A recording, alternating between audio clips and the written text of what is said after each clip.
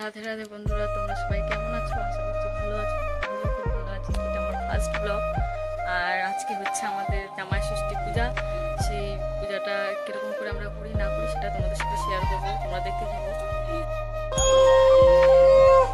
সবাই মিলে পুজোর এখানে এখন আমরা চলে এসেছি।